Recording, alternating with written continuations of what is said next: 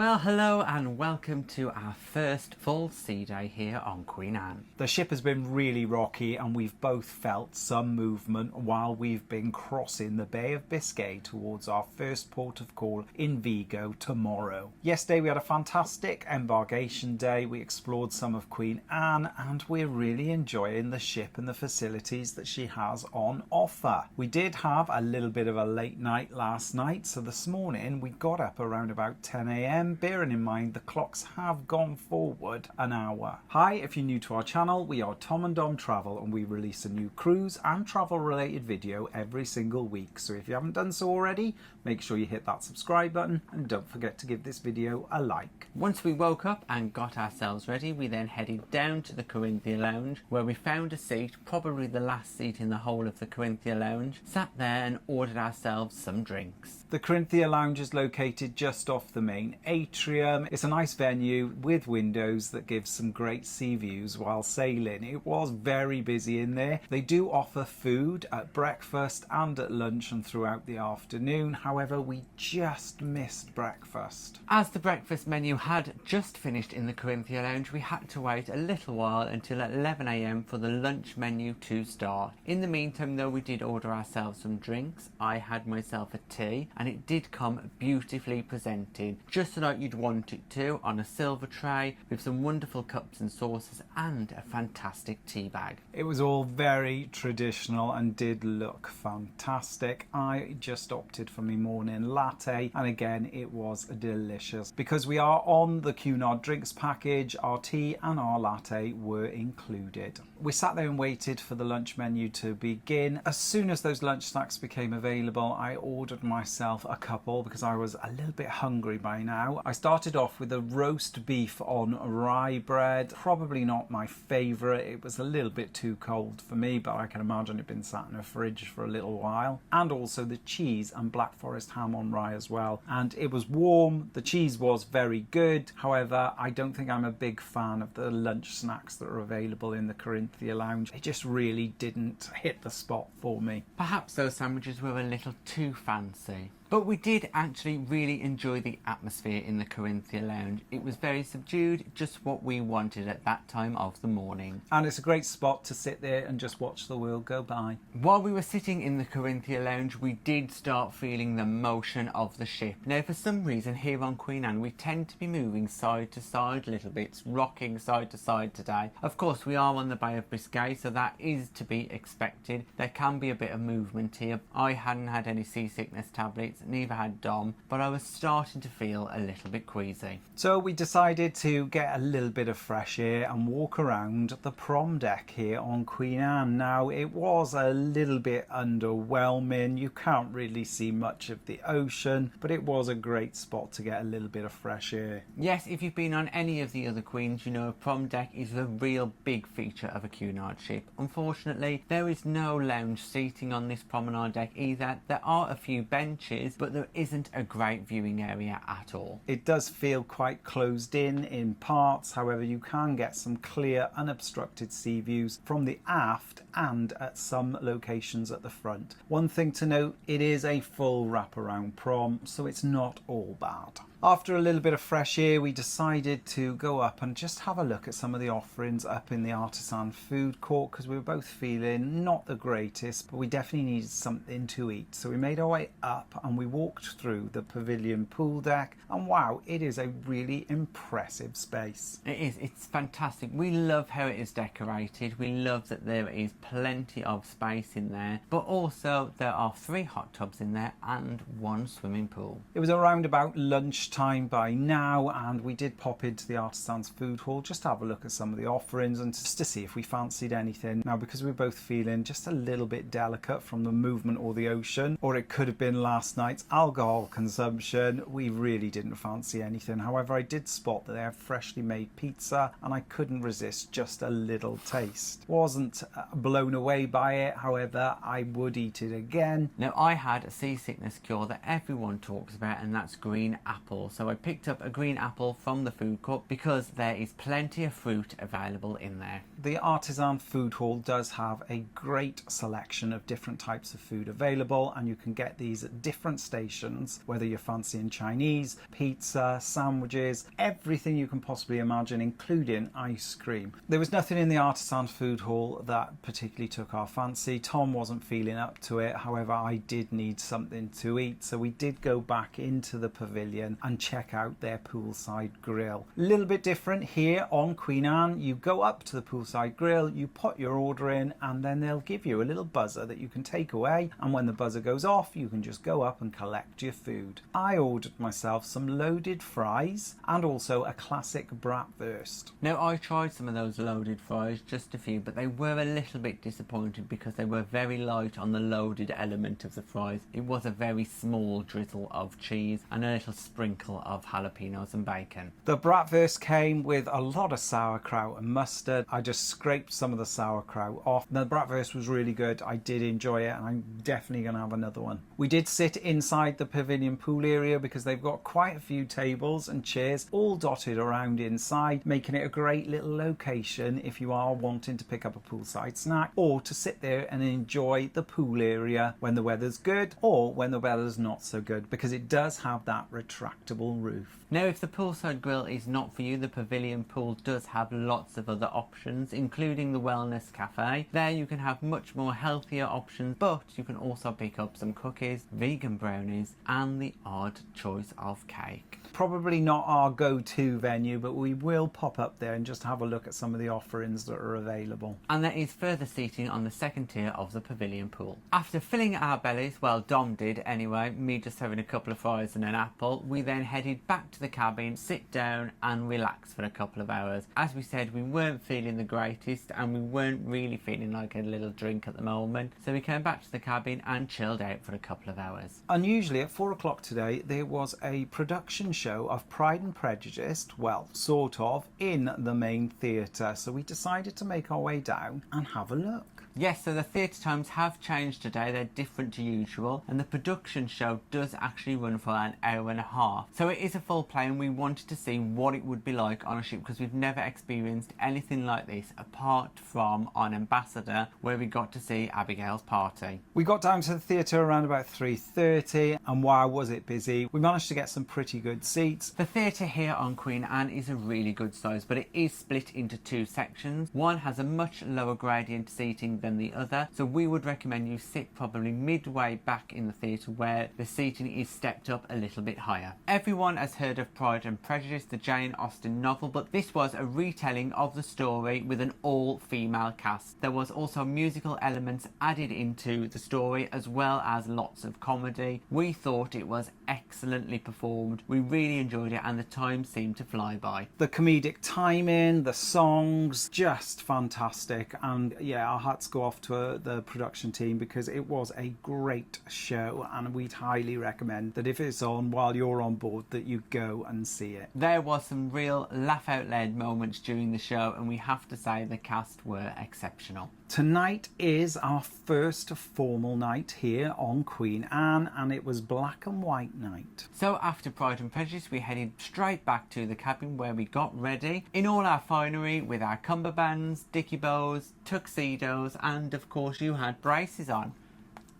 As in true Cunard style, we looked the part, I think, didn't we? Ready for our first formal night which had that black and white theme. It was about 7:15 by the time we were ready, which was a little bit earlier than the time we had organised for dinner, so we headed up to the Commodore Club for a pre-dinner drink. Last night we did speak to the head waiter in the Britannia Restaurant and we reserved ourselves a table for 4 at 8 p.m. So we had a little bit of time to spare, and what better place to spend that than up in the Commodore Club. Again, we were given some little nibbles such as crisps and some peanuts, and I just think it's a great little touch from Cunard, and we really appreciated it, especially as it was before dinner. Service in the Commodore Club was very swift and efficient, and it wasn't long before the waiter arrived. There was a special menu on the table for tonight's formal night that offered a black and white cocktail, so I went for the white cocktail. Now, I felt that this cocktail was quite strong, but it was definitely tasty. It was very strong. The one thing we have noticed on board Queen Anne is they are not shy when it comes to making those drinks. I ordered myself a G&T, and it came with a premium tonic, which I really do appreciate, and it was just a great start to the evening. So we sat in the Commodore Club for about half an hour, also with Sisters on the Seas, because we had our table booked with them for 8 o'clock. So we headed down to the Britannia Restaurant at 8 o'clock as agreed, but we soon realised we wouldn't be eating anytime soon because we were met with a huge queue that went through the lift lobby and down the corridor. We were really surprised because we have selected anytime dine-in, and on the previous night we'd arranged to go down. We had our table booked for 8 o'clock for the 4 of us. We were just expecting to walk straight in, and it was just chaos. There were queues forming pretty much in every single direction. Everybody seemed to have the same time of 8 p.m, which we found really strange, because if you give everybody the same time, of course it's going to be busy. It seems to be that they've advertised anytime dining in the top floor of the Britannia Restaurant, but then given everyone 8 p.m. time to arrive. So it is all very strange. We're not sure what's going on. We ended up queuing for around 20 minutes to get into the restaurant. When we arrived up to the maitre d's desk and said we'd booked this table at 8 o'clock, could we please sit down? Unfortunately, the table was not available. No one seemed to have any recollection of it. There was already people sat at that table. We were slightly annoyed when we were told that there was no record of our original reservation when we actually stood there and watched the head waiter type the reservation in on the previous night. Yeah, he showed us on the screen that it was all red up until 8 p.m, blocked out, and that you could only have 8 p.m. We were met by one of the waiters who then took us through the Britannia Restaurant, not really sure where he was going, because we did have a little bit of a detour around the restaurant trying to locate the table number, and we ended up sitting on 2 tables for 2, but the numbers didn't quite correspond, and someone else did turn up at our table. We're hoping to sit at that table as well, but obviously there was no space for them, even though we had asked for a table of 4. It was at this point we sat down and thought, right, our meal can begin. Here on Queen Anne, they do offer the virtual queuing system, which is very similar to other cruise lines. We will try this at some point just to see if it does make that checking into dinner process a little bit smoother. So we were given 2 tables of 2 for the 4 of us, and it might as well have just been a single table for 4 people, because the distance between the 2 was only a cruise card width away. I don't know how good this table for 2 would have been, because you might as well have sat together. Luckily for us, we were sat with the Sisters on the Sea, so we knew them and we were quite happy to share. But if you weren't happy to share and you did want a table for 2, you are very close, so do bear that in mind. Once we were seated, we had to wait, and then we had to wait some more. It wasn't a quick, smooth process. It was very chaotic in there, with different waiters moving from one area to the other, and it really did look like they didn't really know where each of the tables were. No. So we did have someone come over and pour water into our glasses, and that was it. We waited then about 20 minutes before someone else came to speak to us. It was a sommelier, and they then took our drinks order. We then had our menus, we had bread, and to be fair, the service did pick up significantly from that moment. It was just that initial shock to get into the restaurant, and then that extra wait once we were seated just to get the ball rolling. However, the service we cannot fault from that point forward. It was much quicker after that, but it just seems very strange that probably it was an hour after the time we really wanted to start eating that we actually did start eating. So it was a bit of a shame, and like we said, we waited 20 minutes at the start of our meal before anyone came to speak to us. So to start, I went for the pork pie, and yes, it was very nice. Was I blown away? Not really. It just looked like any old pork pie slice that you could get from Tesco's or Asda, if I'm honest. The one thing I was a little bit disappointed, it's kind of a running theme so far, has been the size of the food portions. Whether it's been up in the poolside grill or in the main dining room, yes, the food quality has been superb. Portions are a little bit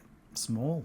For my starter, I went for a Caesar salad, and yes, once again, it was a very small Caesar salad. I probably think it was about 2 or 3 mouthfuls, and then I was done. And then on to the second course, I went for the hot herb soup, and wow, yes, it was beautiful. I really enjoyed it. It had plenty of flavour, plenty of seasoning. Highly recommend it. I unfortunately went for the oxtail soup, and it did just taste like hot water. There wasn't much taste to it. It was just slightly coloured, and that was about it. So would you have that again? No. No.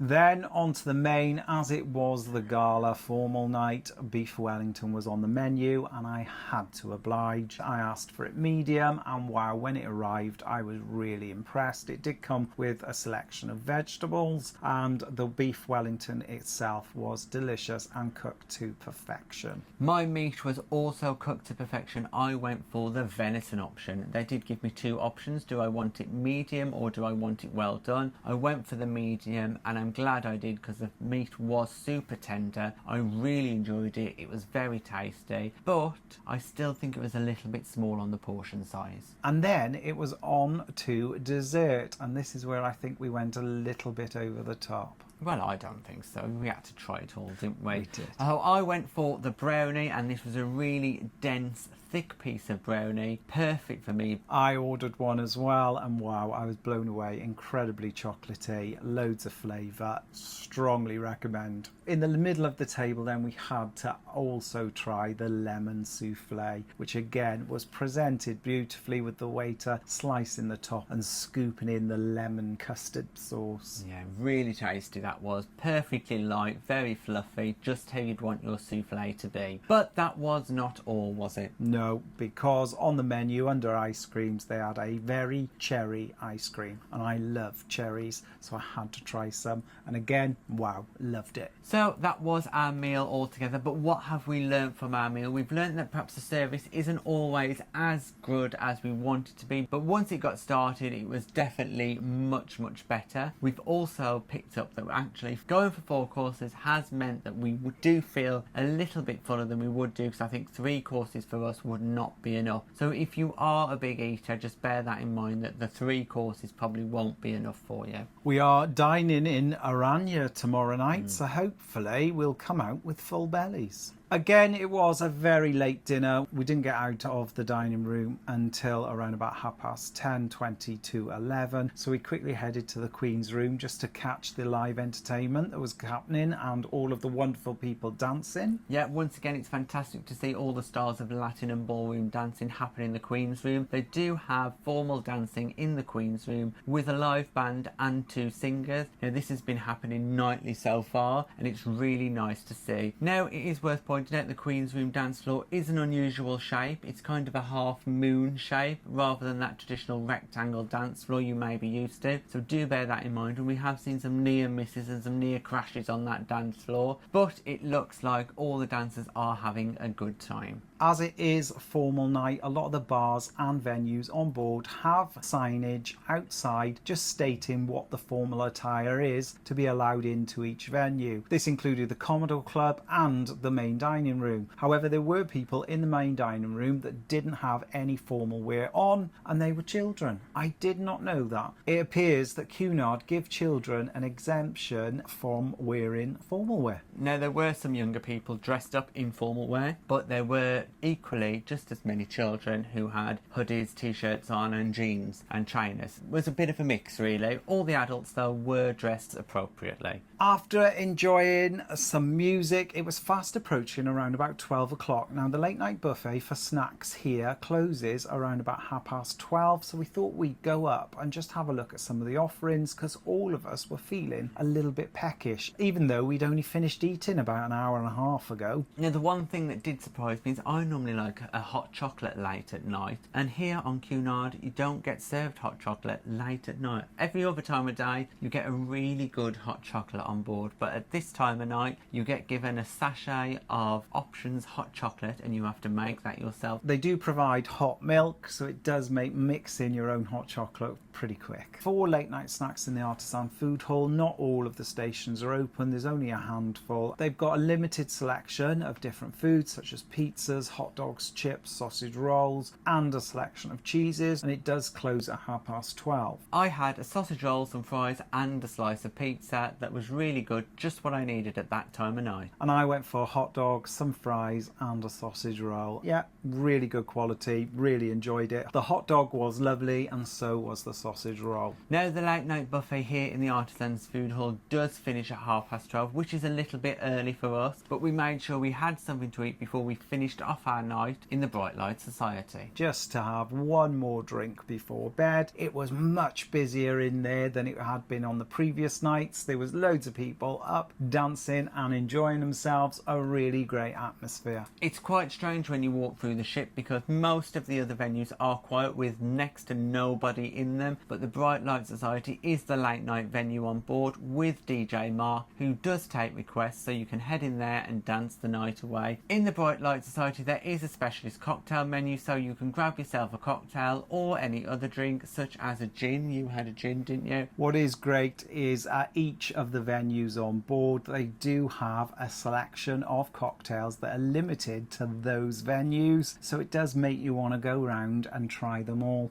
We shall be doing that. Definitely. We've had a great sea day on board, even though it started off a little bit rocky and both of us feeling a little bit queasy. Yes, the main dining room experience wasn't the greatest, but it did improve and we finished off the night in style in the Bright Light Society, and so far we're having a great time on board Queen Anne. Tomorrow is our first port of call in Vigo in northern Spain. We have visited before quite a while ago and the weather wasn't too great, so we're hoping, fingers crossed, that we have a little bit of sunshine and we'll be able to get off and explore some of the quirky features of Vigo. Plus, we'll be experiencing Aranya, the specialty Indian restaurant on board, so make sure you check that out. Thanks for watching our first sea day here on Queen Anne. If you've got any questions, just pop them in the box below and we'll get back to you. If you'd like to support us in creating future content and receiving exclusive benefits, we're also available on Patreon and YouTube channel memberships. Thanks for watching. Bye Bye-bye. bye.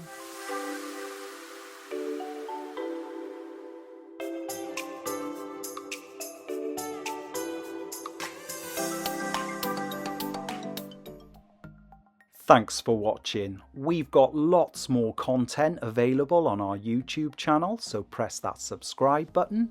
If you're interested in receiving daily updates, we're available on most social media platforms. Just search for Tom and Dom Travel.